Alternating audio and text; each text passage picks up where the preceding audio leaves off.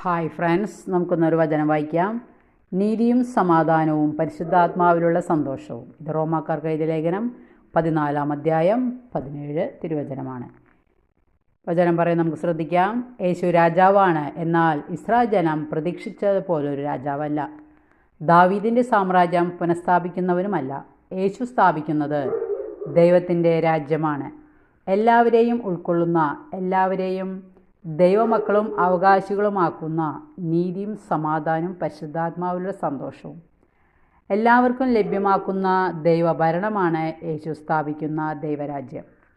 യേശുവിനെ രാജാവായി പ്രഘോഷിക്കുവാനും ഹോസാന വിളിച്ച് പ്രദക്ഷിണം വയ്ക്കുവാനും ചെയ്യുന്നവർ ഓർക്കണം, യേശുവിൻ്റെ രാജ്യത്തിൻ്റെയും പ്രത്യേകതകൾ.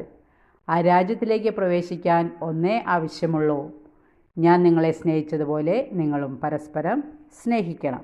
ഹല്ലേലൂയ.